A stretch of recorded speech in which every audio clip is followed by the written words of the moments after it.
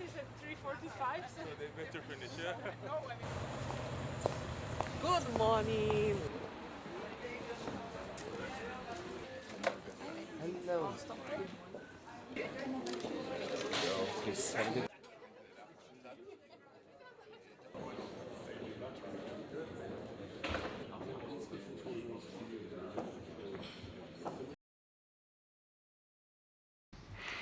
Dear members of the media, welcome and thank you for coming to Lausanne to cover this important milestone in the IOC presidential campaign.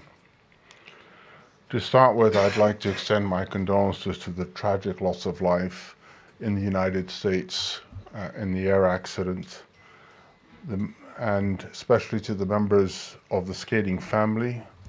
Our hearts and prayers go out to them at this very tragic time. It was an honor to deliver my speech to my fellow IOC members, where I laid out my vision for the future blueprint of the Olympic movement, centered around consensus leadership. I understand we only have 10 minutes today, so I will only add this. My speech was structured around 3 strategic imperatives that are found in my manifesto: inspiring imagination, ensuring integrity, and developing inclusion. My colleague Jonathan at the front can email you the full text of my speech. I'm now happy to take any questions. Okay, please indicate if you want to take a question and we'll bring the microphone. So we'll start with the lady here and we'll come to CCTV. Yeah, it's on. Okay. Randa Karachi, Jordan Television. Your Royal Highness, in your role as Regent and Chair of the National Policy Council in Jordan, you've dealt with many heads of state. Will this be an advantage in your case? Absolutely, yes. I think I've learned from the experience of not just learning how to deal with people, but like consensus, at the end of the day, all leaders are human beings. And the ability to find a common ground upon which you can build an understanding is a key benefit from the experience that I've had, just being who I am. Okay, gentleman, yeah, from Xinhua. Thanks. Question from Xinhua. What is the biggest challenge do you think now faced by the IOC, and how do you meet this challenge? What I have laid out in my manifestos is 3 strategic imperatives.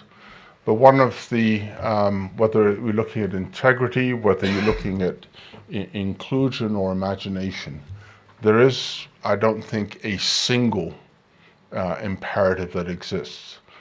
But one of the things we have to face and we have to deal with literally focuses on the issue of integrity. When you see the global community, the youth in particular have lost their trust in global institutions. And the IOC is a global institution. So we need to regain both the trust and the sense of relevance with the youth of this world. They are our future movement. And I think this is one of the key, if I want to say, focus of what I would look at as an IOC president. Okay, yeah, let's go to the back there. Tarek Panja from the New York Times. Prince Faisal, you mentioned integrity there. The United States has stopped funding WADA, the World Anti-Doping Agency. It has lost faith in that. You've talked about integrity and the youth. Do you have confidence in WADA and its leadership at the moment, given the United States does not patently? It's not for me to comment on the policies of the United States. We are an institution that helped establish WADA, and I think it has been doing a terrific job in dealing with the issue of doping. We've seen such a larger reduction of doping incidences in the Olympic Games, and I think this means that they are being effective, and we will continue to support that. We want both clean and fair sports. We can't afford to ignore the potentials of people that will cheat. It's not fair for the athletes. It's not fair for the fans either. It's not fair for the Olympic movement. Okay. More questions? Yeah. Lady just over there, and then we'll come to Dan. Sandra Bieger, German television ARD. What do you think about the rules for this election campaign? The rules are the rules, and with my military service, when you have the rules, you stick to the rules as best as you can. And if in the next presidential campaign, if I'm president, I think I would have more flexibility in the rules as they exist today. But then I'm a consensus-based leader. I would try and ensure that the rest of my members are also happy with those changes as well. Okay. Duncan Mackay down the front here, please. Yeah. Duncan Mackay, Zeus Files. If you are elected president in March, how will you deal with the problem of boxing on the programme at LA 28? I think there is a current strategy. Obviously, what the IOC has taken a decision that they will no longer continue to support boxing or run boxing as they had done in both Tokyo and Paris. I hope by that point in time that an alternative solution might exist. I would love to see boxing back on the program. It was one of the oldest and original Olympic sports. And I just hope that we can find a global federation that can take on that responsibility to providing boxing in LA. So I would love to see it there. But we need to have an entity that can take the responsibility for delivering boxing at LA. Okay, more questions? Is there someone down? Yeah. Rachel from l'équipe. Bonjour, Rachel Préti, l'équipe. Je me permets de parler en anglais en français, pardon, comme votre programme. Je comprends le français, mais... D'accord. Je voulais avoir votre avis sur le retour des Russes dans les compétitions et notamment les Jeux Olympiques. Et quelle chance vous vous donnez d'arriver à succéder à Thomas Bach. Merci beaucoup.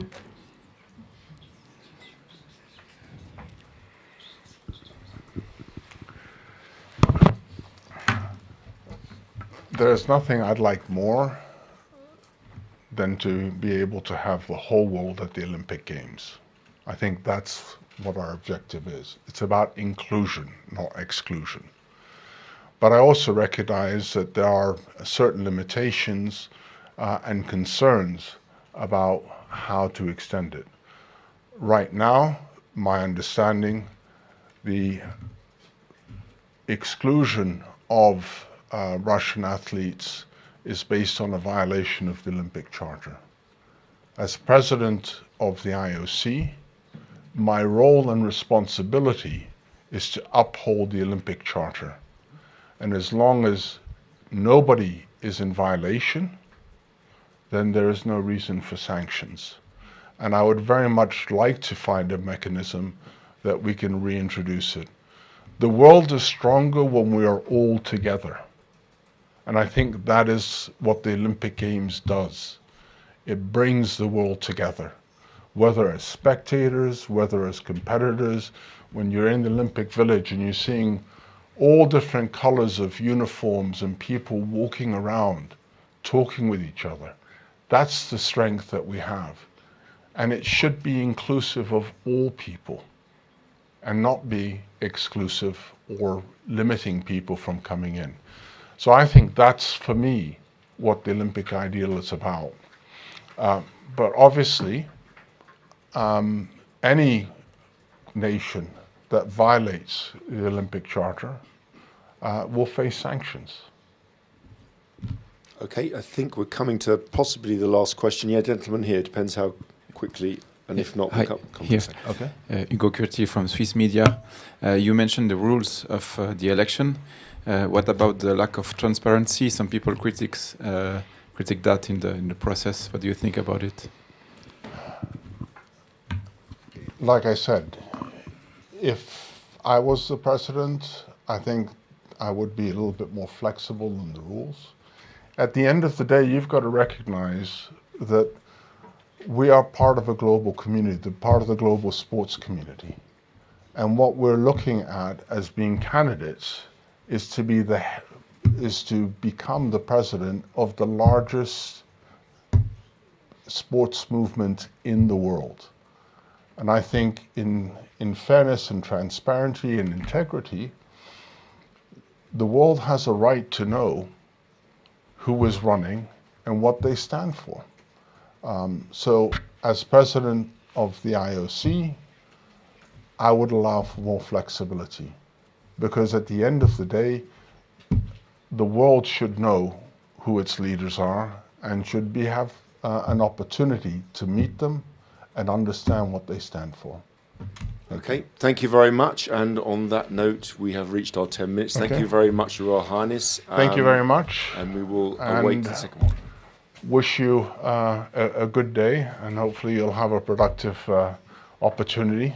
I guess this is the only time that we can all meet together. But I appreciate that you're here and your interest in the Olympic movement. I think it's critical. Thank you. Thank you very much. Good morning, everybody. And I will not be too long because I know we have only 10 minutes. And I think the best is probably to immediately answer the questions you may have. But very happy to be in front of you today after this presentation from the 7 candidates. And I hope that I convince my colleague that I can be a real leader for the IOC. So up to you. Thank you very much. Let's dive straight in. Yes, right here. Thank you. Oui, bonjour, AFP. Coralie Fèvre de Bonjour. l'AFP. Une question en français. Lorsque vous imaginez les Russes reprendre à terme leur place dans le sport, à quoi vous faisiez allusion exactement? Est-ce que vous imaginez les athlètes concourir de nouveau sous leur couleur, même si la guerre en Ukraine se poursuit? Ou est-ce que vous pensiez uniquement à la levée de la suspension du comité olympique russe? Alors, il y a plusieurs sujets dans le sujet, mais quand j'ai répondu à cette interview, elle était de manière plus générale où un pays en tant que tel, et là, donc s'agissant de la Russie, n'a pas vocation à être indéfiniment suspendu par le Comité international olympique. C'est un pays de sport, et donc il a vocation, à terme, à revenir dans la famille olympique. Aujourd'hui, il y a des raisons qui ont conduit le Comité international olympique à effectivement suspendre le Comité olympique russe, notamment la violation de la trêve olympique. Et deuxième élément, c'est aussi le fait qu'il a intégré dans ses statuts et dans son territoire d'action des territoires qui relèvent d'un autre pays souverain reconnu avec des frontières reconnues par l'Organisation des Nations Unies. Donc, il est évident que ces sujets-là doivent être préalablement résolus avant effectivement que des décisions puissent être prises.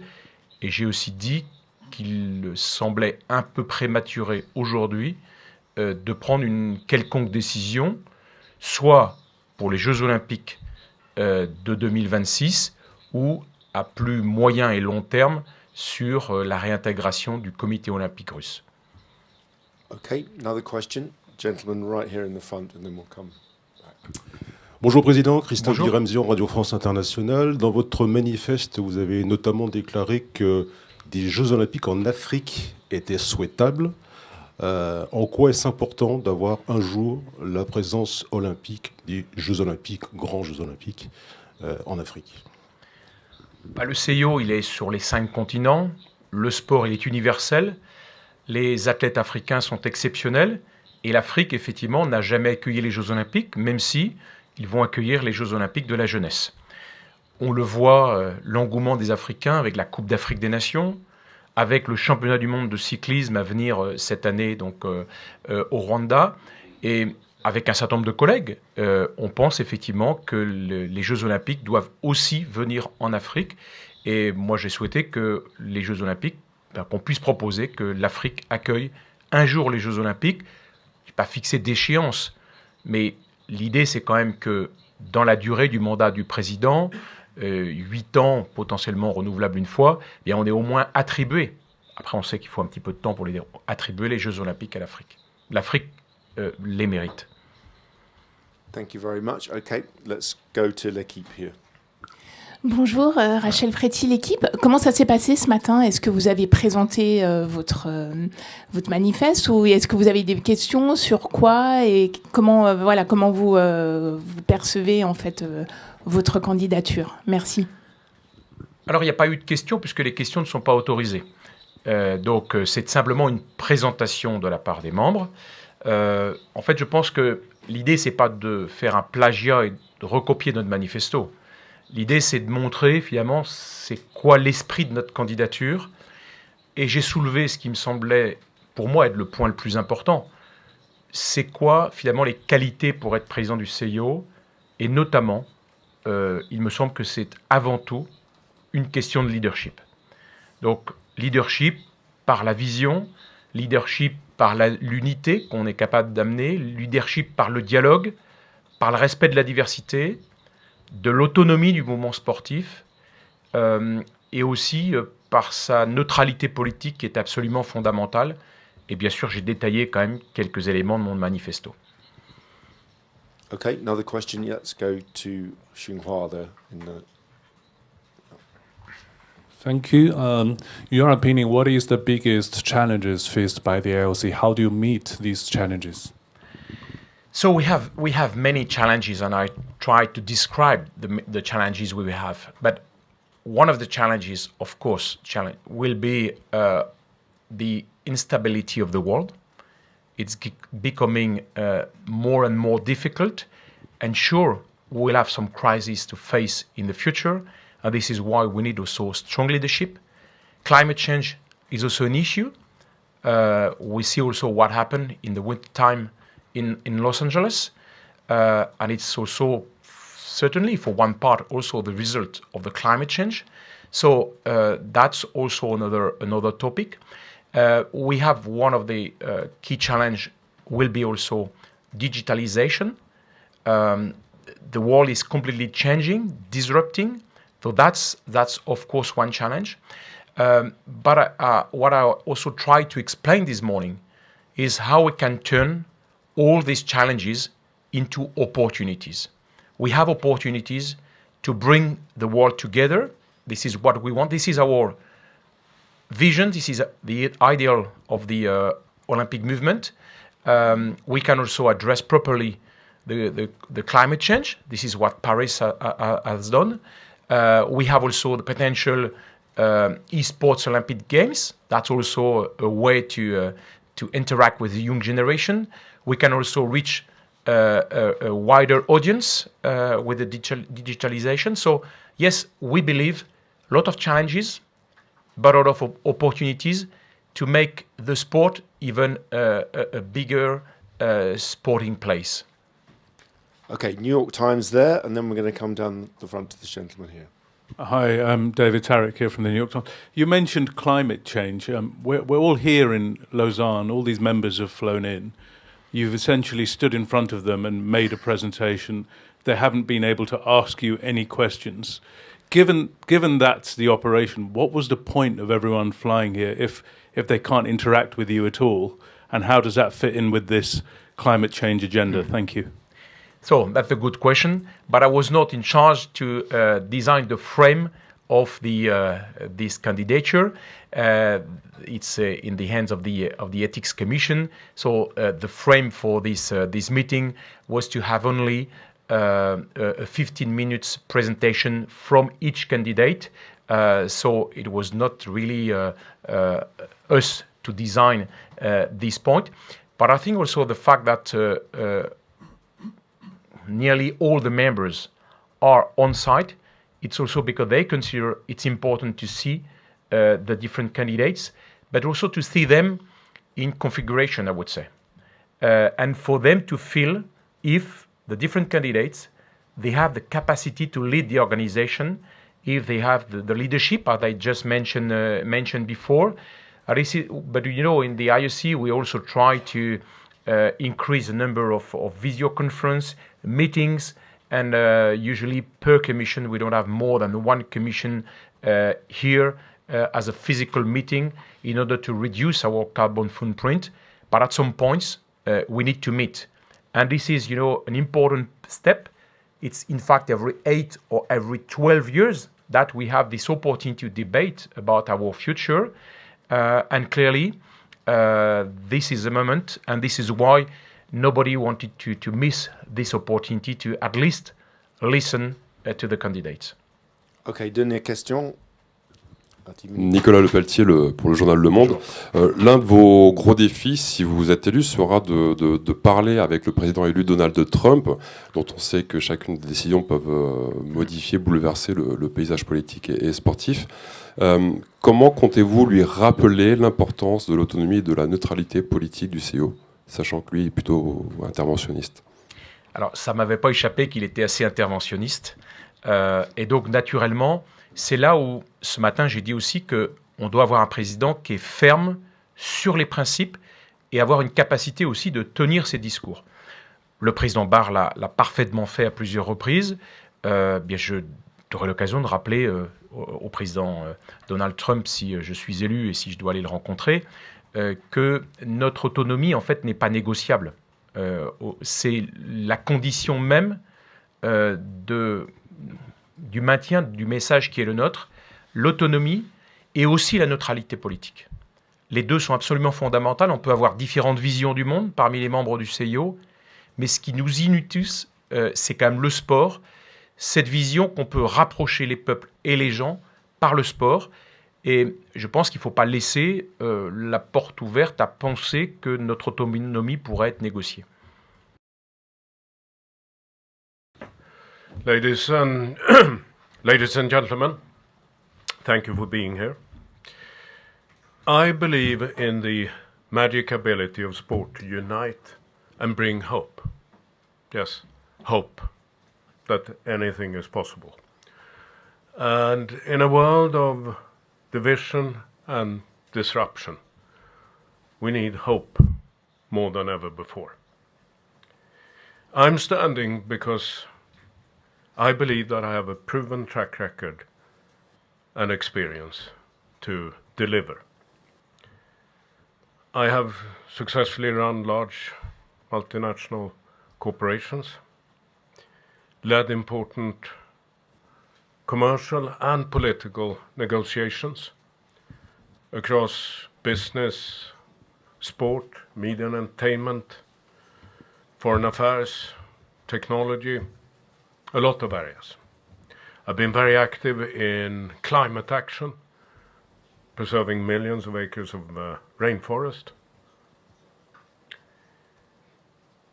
And the last 4 years, I've led the transformation of the International Ski and Snowboard Federation. We oversee more than half of the medal events in the Olympic Winter Games. So I think that's a perfect apprenticeship for the presidency. I know what it takes to lead and drive change. This is not a popularity contest. We are very successful, but we have to recognize we face many challenges. Therefore, this choice will have a profound impact on the Olympic movement for years to come. So it has to be the most qualified person for the job. Thank you. Thank you very much, Mr. Eliash. Okay, let's take some questions. Let's go to China. Xinhua first, in the middle here. Thank you. Do you think your presentation today achieved the expected results? And what was the feedback from other members? Well, I haven't had any feedback, and that's for the members to judge. Okay, short answer. Another question, please. Yep, gentleman at the back from The Guardian, I believe. Sean Ingle, The Guardian. The first two candidates that have come in have told us they would like to find a way to have Russia back into the Olympic fold. And I was wondering what your opinion is. Should they be back, and if so, when, and what conditions should they have to meet? Thank you. Well, I believe in the current circumstances, and also looking back at Paris, the individual neutral athletes program worked very well. And I think it's very important because no athlete can choose where they were born. And the athletes must never be weaponized for political purposes. So I believe in this program, and that we should make sure that also for Milano Cortina, this is something that all the federations, all the winter federations will adopt. Okay, thank you very much. Next question, yeah, over here, German. Sandra Bieger, German television ARD. What needs to change in the IOC after Bach's presidency? Well, as I said, we have been very successful, but we do face many challenges. Digital, we have to stay ahead of the curve. Of course, we have to put the athletes front and center. And we need to make sure that they have the best experience before, during, and after the games. We have a very fast-changing landscape when it comes to digital, and we have to stay ahead of the curve here. We have a responsibility and a very strong voice when it comes to sustainability, and this is an area which is very close to my heart. So this will be certainly at the forefront of my agenda. We also need to make sure that we uphold the magic, and there is a lot of competition from other events, other sports, and we need to make sure that we're the best. Yes, Duncan Mackay in the front row there, please. Duncan Mackay, the Zeus Files. You've pointed out you've got very good business credentials. How would you go about engaging sponsors and finding new backers for the Olympics with them going through a bit of a malaise at the moment with sponsors pulling out? Well, sponsorships is much more than just sticking a name to something. It's about partnerships. And here, also this area is changing very fast. Activations are, people expect more here. We need to make sure that we deliver, that that these partnerships are value added for our sponsors. We have an incredible brand, but in today's day and age, we also have to make sure that these partnerships are as attractive as possible. Okay, yeah. AFP. Coralie Fèvre, AFP. You talk in your manifesto about future Olympics in Africa, India, or the Middle East. How would you balance the level of construction required with your sustainability commitments? So, here, and that's a very good point you raise. Here, for instance, the proposed rotation scheme of the Winter Olympics is very important, where we have infrastructure in place to deliver the events. We need to make sure that we find solutions with the IFs to make sure that capex and investment is kept up, so we don't have to recreate what already exists in places where it's natural to go. Now, with the Middle East, with Africa, with India. Here it is going to be essential that we are very strong and committed to low carbon impact on anything that we do. And this requires careful planning. And of course, we need to make sure that we do this in a really sustainable way. Very short, let me start by saying 2 words about what happened yesterday in the United States, the plane crash. It's very important what we're doing here today in Lausanne, but in front of the loss of life, athletes or non-athletes, Olympic family or not Olympic family, because all this puts everything that we do in perspective. So we don't have much details.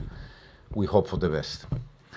I would like to try to be very brief, and I would like to say that, let me, in a brief statement, that I understand our organization as 2 different parts. On one hand, we are an extraordinarily big, large, and efficient NGO.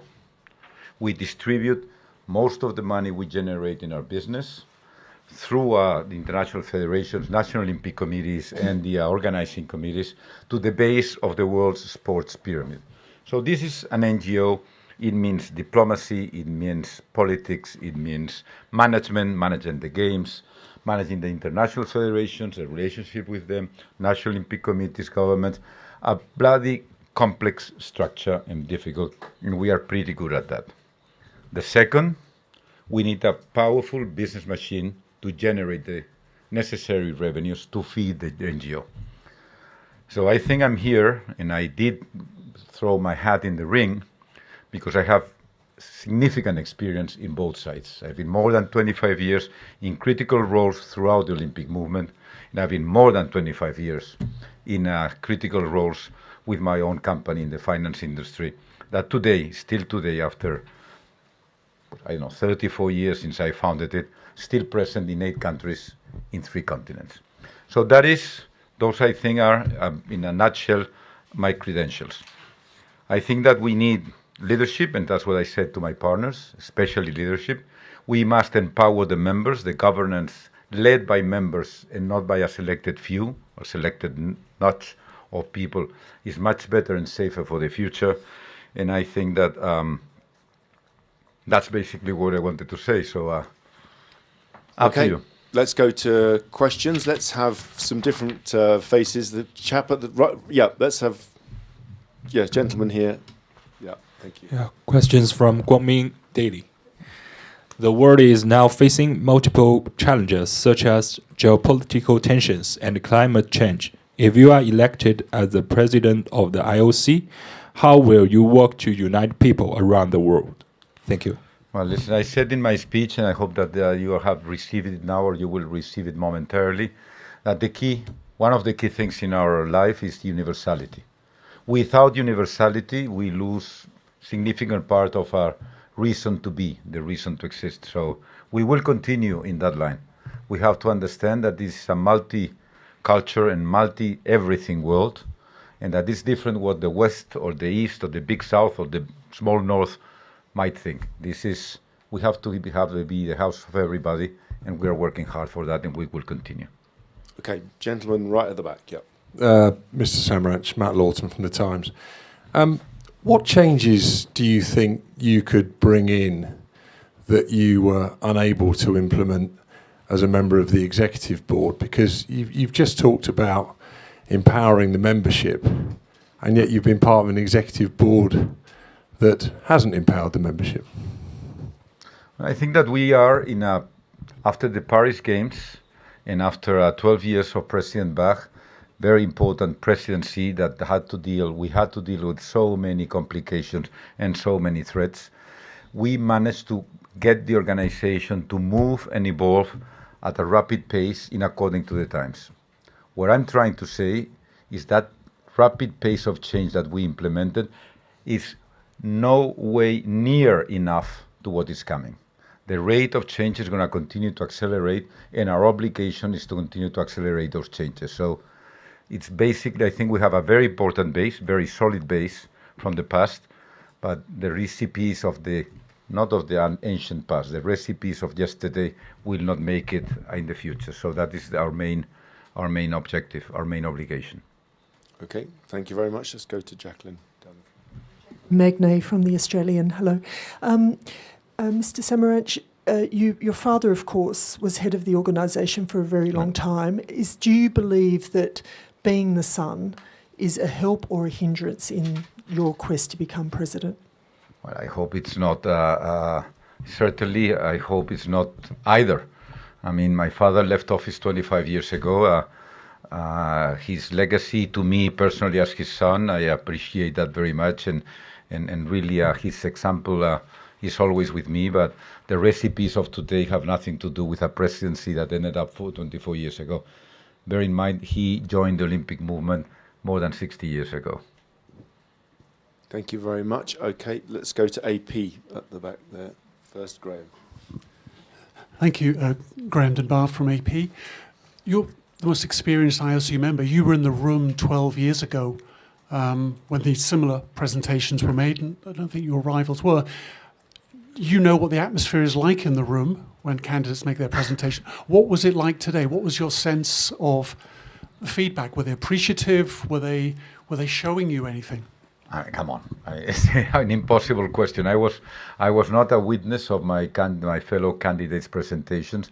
I felt very good in the room because I have something interesting to say, something I'm passionate about, and I was so happy to have the opportunity to find my 100 fellow members listening to that. So, I mean, it's for them to decide whether do we like it, whether I touch the right fibers. But my presentation is clear. I have a very clear program. Probably you've seen my manifesto. It's very much action-based, and it really leaves very little room for future surprises. Thank you very much. Okay, let's go, gentlemen from Xinhua here. Thank you. Questions from Xinhua. How do you comment on the increasing geographic spread of games venues? How to find the balance between centralized games and also spread games? The value of the Olympic Games compared to World Championships in Olympic sports is a huge differential in value. This is because the Olympic Games are followed by people that are normally not sport fans. We have to keep the specialty, the thing that makes the Olympics very special, which is symbolized in the Olympic Village. So I would always encourage more compactness than less, but of course within reason. If there are good reasons for budget or for strategic reasons that recommend that the games are somewhat spread, we will have to do it, and we will do it. But I personally like more and prefer more compact games. Okay, yeah, gentleman here, and then lady here. Duncan McCarthy, Zeus Files. The 2032 and 2030 Olympics have both been awarded without a proper bid process, and both have immediately run into problems that should have been solved during a pre-stage process. Will you return to a more traditional bid model?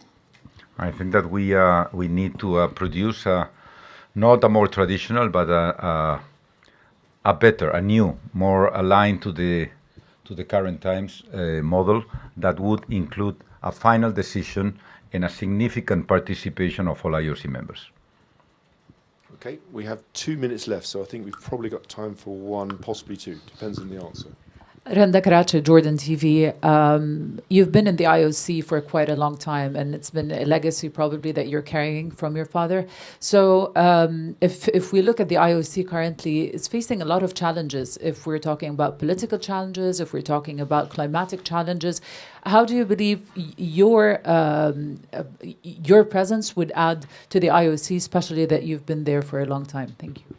As I said before, I have more than 25 years, and I've been in the right commissions in the revenue side. I helped organize the Olympic Games under the pandemic in China, in Beijing, not long ago. So I've had the experience to deliver results under real pressure. So I know the job. Moreover, I know how the administration works, and I know how to make it work to solve the problems and the challenges of the future. So I know experience to me is one of the key things in this very complicated role. On the other side, I had a business life of my own, and that is critical to understand the world outside.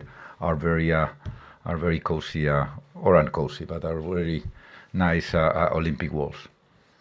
Okay, thank you very much, Mr. Samaran. Just one before, may I? Before I leave, I would like to finish to how do you say that? Paraphrase or repeat some words I said today to the members, which you might find relevant. I told them that exactly, let's refocus our relationship with the media. They are not our enemies. They are our allies. You shape the opinion of the world on the Olympic Games. This I intend, if I become IOC president, to maintain, and you can keep me accountable for that if I am there. And the last thing, David Bond here, you most know him. If you need anything else, I'll be around for the rest of the day and will be happy to complement this information. Thank you. Good morning to all of you, and thanks for being here. And yeah, my presentation, I was very happy with this morning. I started off with sharing my journey, and that started as a 9-year-old girl watching the 92 Barcelona Olympic Games and just setting myself a dream, and then finally realizing that dream in Athens, getting to stand on the podium and win my first Olympic medal. In Athens, I won 3 medals, and finally on my last event, got to win the gold. And that I shared with the members today that felt like it was the most proud I'd ever be.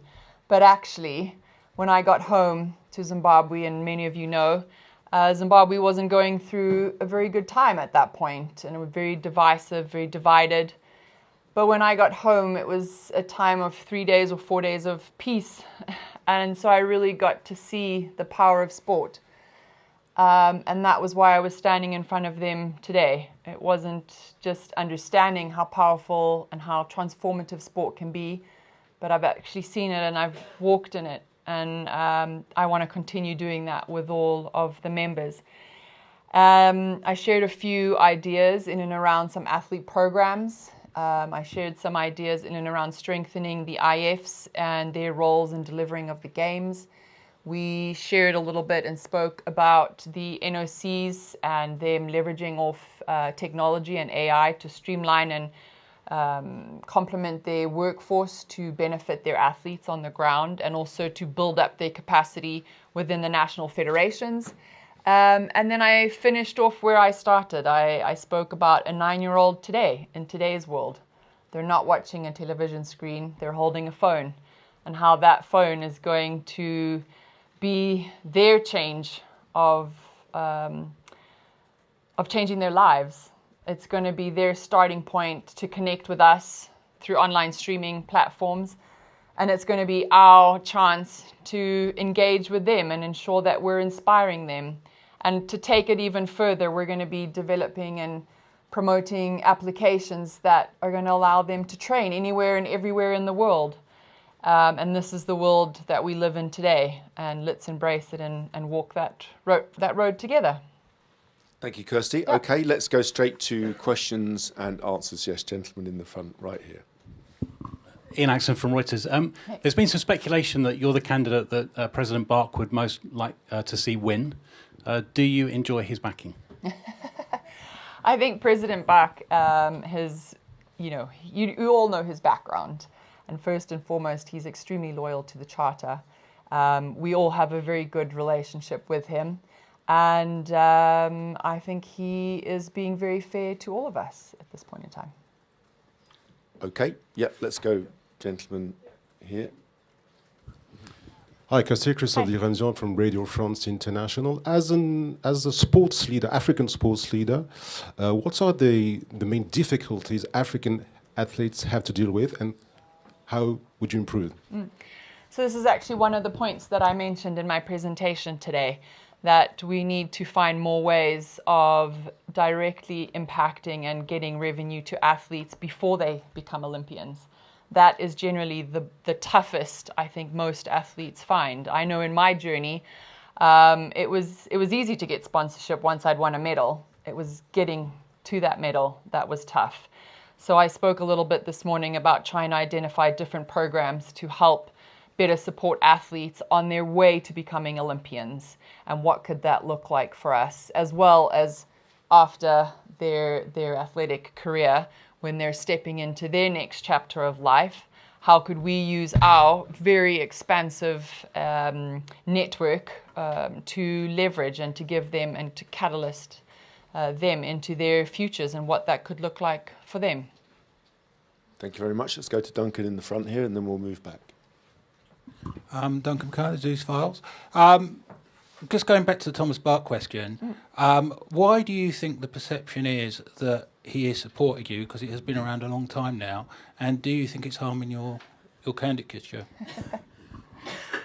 Again, I have known President Bach since I came into the IOC, and I think being a fellow athlete, we share a lot of commonalities, right? A lot of common ideas and philosophies. But in this race, he's the president. He doesn't have a vote. Well, he has a vote, but he doesn't vote. He chooses not to vote.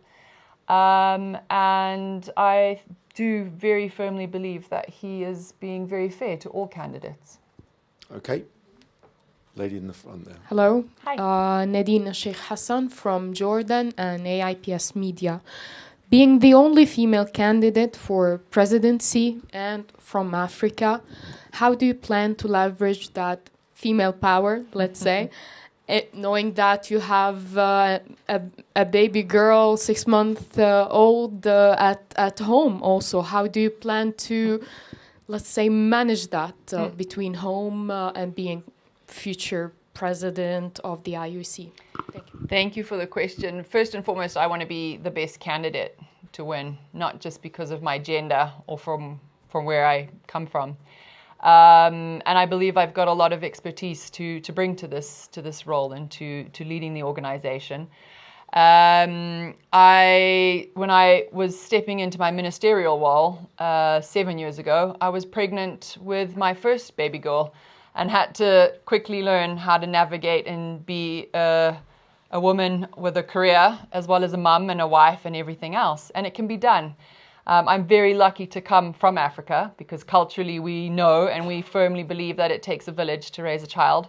So I have incredible support with my husband, with my family, and with the people around me. And I have only ever been successful because of a good team and the strength of that team. And that will continue in this leadership role. Gentleman right at the back hasn't asked a question yet, so we're going to go to you, sir. Hi, Kirsty. Oliver Brown from The Telegraph. Hi. You were obviously part of the executive board that had to handle the huge boxing controversy in Paris, and I think you've said recently that was something you felt you couldn't have predicted. I just wondered why you said that, given that obviously those boxers had previously been disqualified from world championships, and DSD athletes had won every medal in the women's 800 metres in Rio. I just wondered, do you still see yourself as a credible candidate to protect the female category in future? 100% I do. I believe that we need to be very clear on the policies in and around women's sport. We're not having discussions, and none of your questions are ever based on how men's sport are being disadvantaged at this point. It's always in and around how women's sport is being disadvantaged. And that in of itself shows that we need to stand up and collectively protect the female category. And I believe we need to do that with leadership, in collaboration with the international federations. But it should be one collective, this is what we're going to do and this is how we're going to handle it. So I'm very optimistic about being able to really bring everyone together, to get every federation on the same page, to be able to protect women's sport as we move into our future. Okay, we've got 2 minutes left, so let's be quick. Yep. Matt at the back there. Hi, Kirsty Matlon from the Times. But just continuing that theme, like you talked at the start about being a 9-year-old girl with a dream. What did you think as that once 9-year-old girl when someone like Angela Carini was dropping to her knees and bursting into tears and withdrawing from Olympic competition because she felt she'd just been hit harder than she'd ever been hit in her life by an athlete that people were saying was a biological male? What did you think as a once dreaming female athlete about that? And did you in any way feel responsible for the position that female athletes were put in Paris? So again, I think that particular topic was quite difficult to ensure or to look back and say we could have prevented that, mainly because these boxers had fought against each other previously. And there had not been, there had been in many occasions where there had been no issues. As a female athlete, you want to be able to walk onto a level playing field, always. It's our job as the IOC to ensure that we are going to create that environment and that we are going to not just create a level playing field, but we're going to create an environment that allows for every athlete to feel safe. That is our job. Along the road, we're going to learn lessons and we're going to get stronger and we're going to make better rules and regulations. In the words of the last 5 British Prime Ministers, don't worry, I don't intend to detain you for very long. It would be, Mark, it would be remiss of me if I didn't just reflect on the awful events last night in the United States. I know the grievous loss of life across a range, but I'm also acutely conscious there were Olympians and the families of Olympians on that desperate flight. So on behalf of the whole of World Athletics, I know I'm able to say that our thoughts and prayers are with all those families and friends that have suffered such a grievous loss. Well, first of all, thank you for this opportunity. I know it's fairly short and sharp, so I'm not going to spend a long time here setting the scene.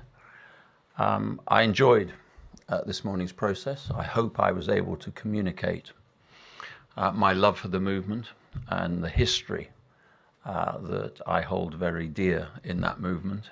It's something that I genuinely feel I've been in training for the best part of my life, or at least since the age of 11, when my father bought me my first pair of running shoes. He became my coach and remained my coach for the remainder of my career, and the inseparable role my mother played in all that as the essential counterbalance in the equilibrium of any family. I hope I was able to convey that, but I'm also hoping that I was able to convey the core pillars of my manifesto, my commitments, my pledges, and that I think that we have an extraordinary opportunity to build another lustrous chapter in the future of this extraordinary movement and everything that it stands for, and everything that I feel very privileged and very, very honoured to have been a small part of. It is what I am, it is who I am, and it's why I'm here today. So thank you very much indeed. Thank you, Seb. Okay, let's go to questions. Let's start. Gentleman right at the back there. Thank you. It's Hugo Miller with Bloomberg News. You've said in the past, start with saying that broadcasting rights are such a critical part of the IOC's revenue, almost 2/3. And you've said in the past that you don't think the conversations that will be going on in the negotiations in the next Olympic cycle are going to be anything like what we've seen in the past. How concerned are you that the IOC gets that message? And do you feel confident that the IOC is going to be able to sustain that kind of revenue, which ultimately it needs to run its own operations and to spread the money around the Olympic movement? I see no reason at all why they shouldn't be able to sustain that revenue, but it will be in very different areas and it will be with a very different value proposition. And it is absolutely essential, whichever platform that you are reliant upon, and I know the world is changing. It's not changing; it has changed. I've been in this world. I've been in this in the sports marketing world for 30 years. We do have to change with it, but primarily, we do need to adopt an audience-first approach, which is in essence to give them what they want, when they want it, and where they want it, and above all, for national Olympic committees of all shapes and sizes, of some of the smaller international federations, to enjoy that with a barrier-free physical and digital experience.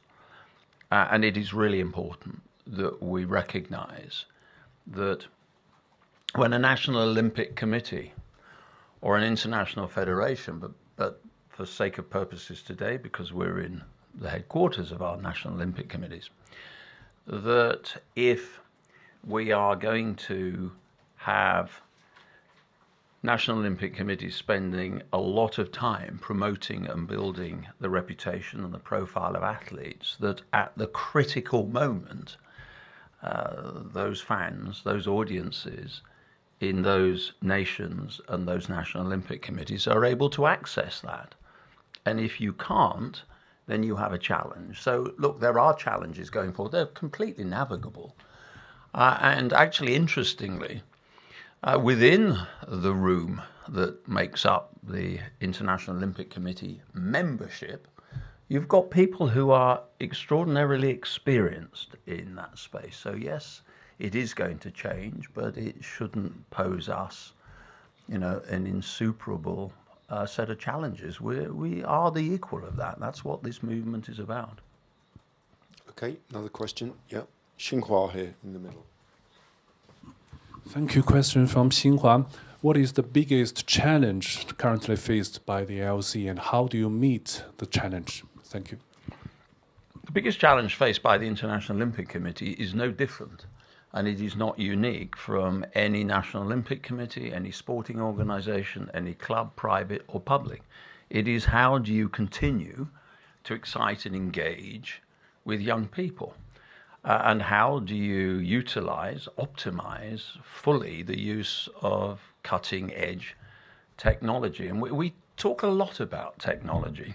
We actually run the risk of sounding a little bit analog, because I don't think there's anyone in this room that hasn't recognized that the organizations they work in, that they deliver services in, has gone through that digital transformation. But I do think that engaging, exciting, and challenging tomorrow's generation is going to be critical, because it's that cohort that is ultimately going to be your future sponsors, your future thought leaderships, your future governments, your future politicians, and we need to create amongst that group of people a lifelong bond for sport. So even if they don't remain in sport as coaches, administrators, communicators, we at least have the opportunity for them to assume leadership roles wherever they are and really fundamentally understand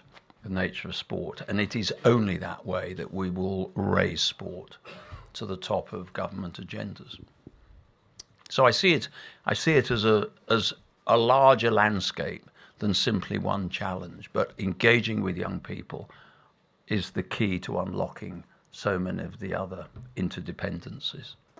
Okay, German TV, and then we'll come down to Duncan. Yes, I'm Sandra from German TV. ARD. What do you think about the strict rules for this election campaign? I've been in politics a long time. I've found it a fairly unproductive process to pick a fight with the returning officer. in the process. It's the same for everybody.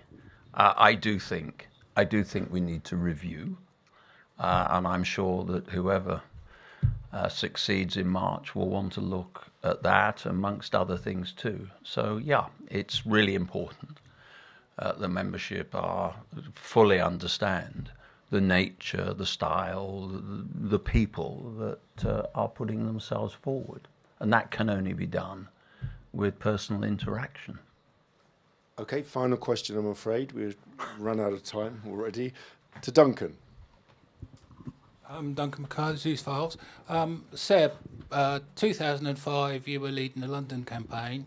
2015 you were bidding for World Athletics President. Where do you think you are in this campaign compared to those two? I have no idea. I always smile because Paul Dighton, my hugely talented chief executive through the London years, came to me shortly after I appointed him. And he said, can I ask you a question? And I said, yes, of course you can. And he said, why didn't London get more votes? And I said, well, it's quite a tight competition. We got across the line from an outstanding bid, which was the Paris bid, and Madrid in 2005. And he went, no. He said, I don't really understand that, because everybody I've spoken to said they voted for London. So I think there is probably, hidden in that is probably the answer. I hope that what I've been able to do is communicate my passion and my commitment and my love for the Olympic movement and the games and all the things that we know they have the most profound catalytic impacts on. But I'm too experienced to think that an election is anything other than not a particularly scientific experiment. Thank you. So good afternoon, everyone. Thank you very much for waiting for the last presenter. So, dear media representatives, I would like to give you a short summary of my presentation before taking questions. I propose to stage the Olympic Games on 5 continents at the same time. I would allow the IOC to offer the best possible conditions for each sport and, of course, for the athlete, to reduce the financial burden on host country, and to offer greater potential for broadcast and commercial opportunities.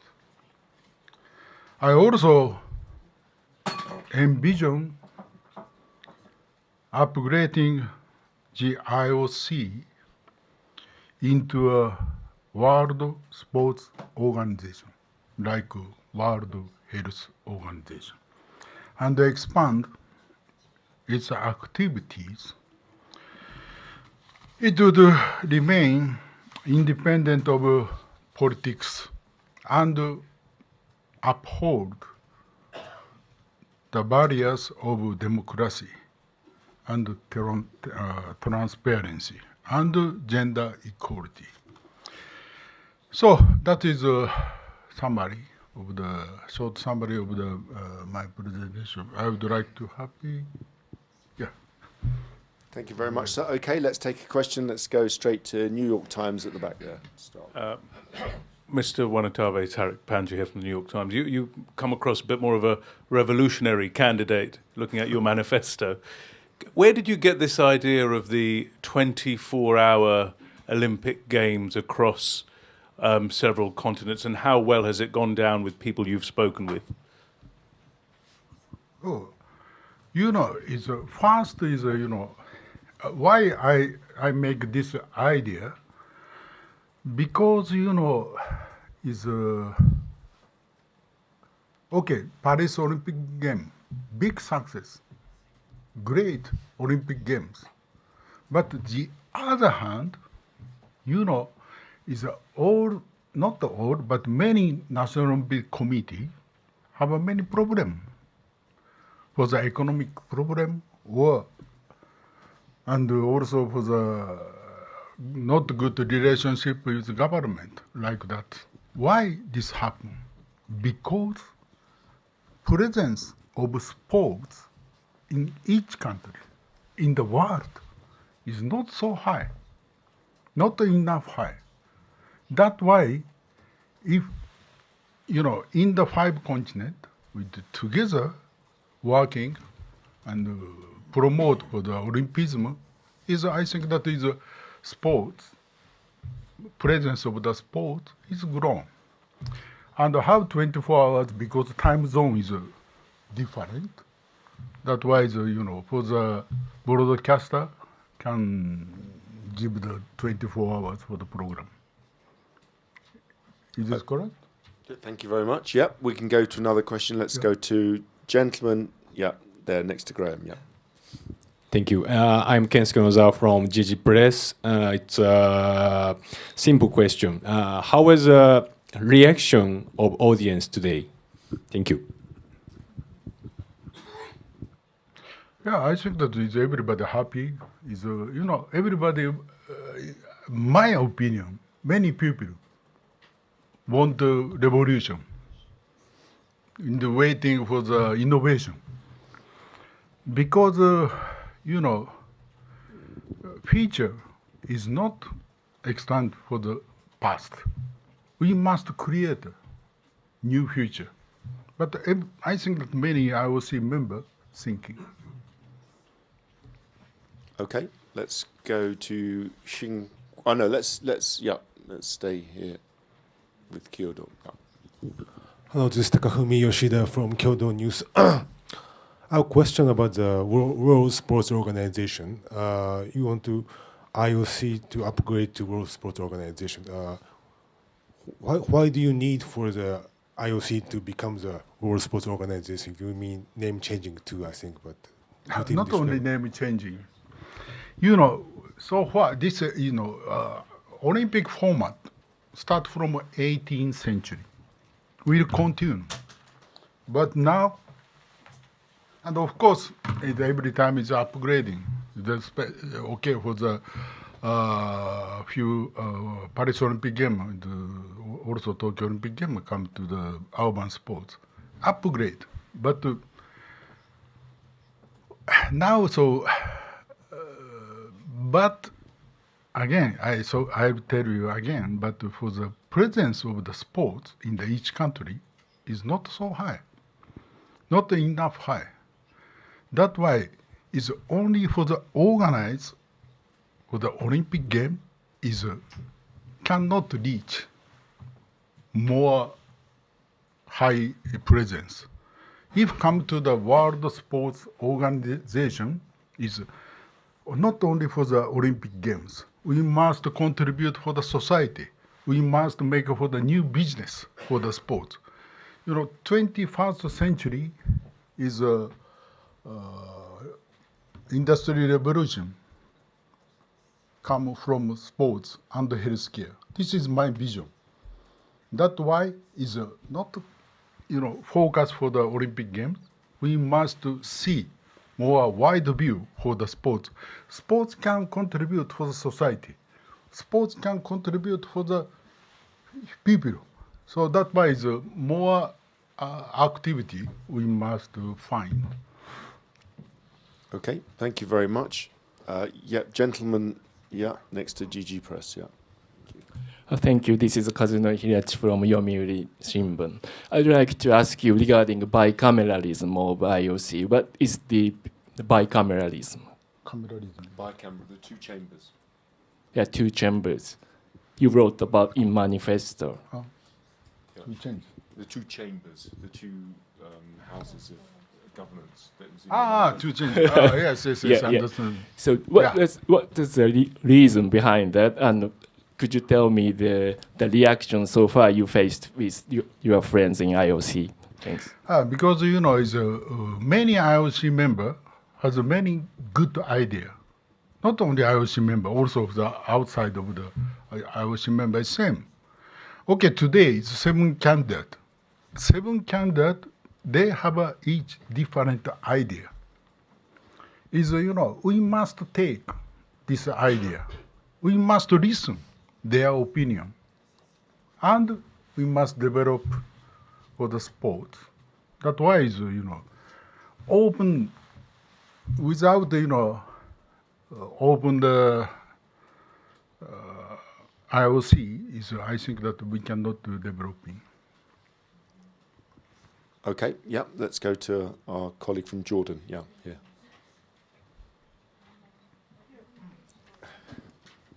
Nadine Sheikh Hassan from AIPS Media and Jordan. As IOC president candidate, do you think that being an international sports federation president something positive or negative when it comes to elections and also bias to a certain sport as future IOC presidents? And if not, how do you plan to leverage that being, let's say, an international sports federation president going into the phase of IOC president? If I will be president of the IOC, of course I resign for the IF president because this is a conflict of interest, 100%, I believe. But and now, current situation, we need IOC and IF must be more cooperation. Why I did for the 5 continental in the Olympic game? If happen the 5 continental Olympic games, IOC itself cannot organize because same time 5 continental IOC cannot. IOC must cooperate with continental OCs and IFs and also many people. So that is come to the more, unite. And I think that is, I make for this idea, but I think that is a good idea.